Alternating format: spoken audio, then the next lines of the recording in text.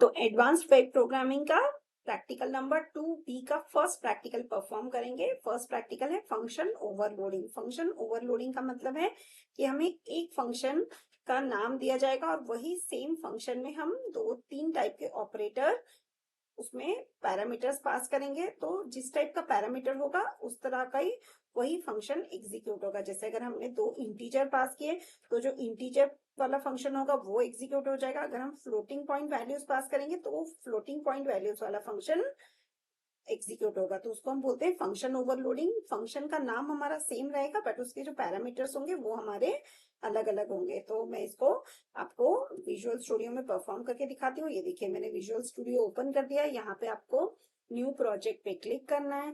जैसे हम new project में क्लिक करेंगे फिर हमें कंसोल ऐप पे क्लिक करके नेक्स्ट पे क्लिक करना है। यहाँ पे आप कोई भी नाम दे दीजिए प्रोग्राम को, जैसे OVERLOADING मैंने ओवरलोडिंग इसका नाम दे दिया। अब मैं नेक्स्ट पे क्लिक कर देती हूँ, क्रिएट पे क्लिक कर देती हूँ। अब मेरा ये फंक्शन क्रिएट हो गया। अब मैं इस पे कोड लिखती हूँ।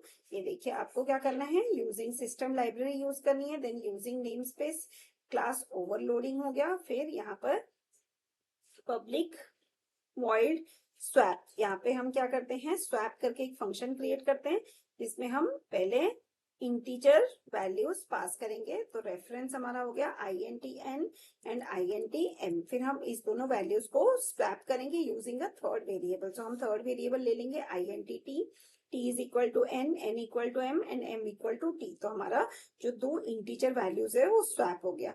अब इसी तरह से हम फ्लोटिंग पॉइंट वैल्यूज लेंगे और उसको भी हम स्वैप करेंगे। तो इसके लिए हम लेंगे reference float F1 comma reference float F2। अब हम तीसरा वेरिएबल लेंगे F और F equal to F1, F1 equal to F2, F2 equal to F।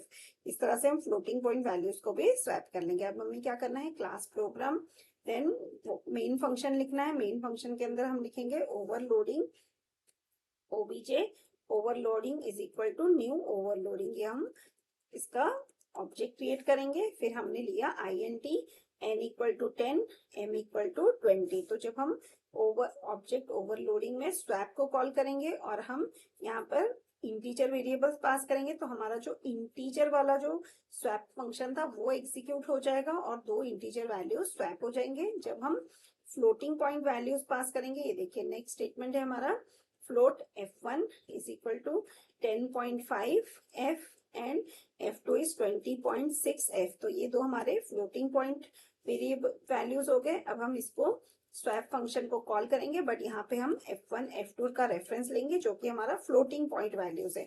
फिर ऑटोमेटिकली ये दोनों स्वैप हो जाएगा और फिर हमें कंसोल डॉट राइट में F1 में F2 का वैल्यू मिलेगा और F2 में F1 का वैल्यू मिलेगा। अब इस प्रोग्राम को आप सेव कर लीजिए, फिर इस प्रोग्राम को आप रन कर लीजिए। ये देखिए मैंने इसे रन कर लिया है।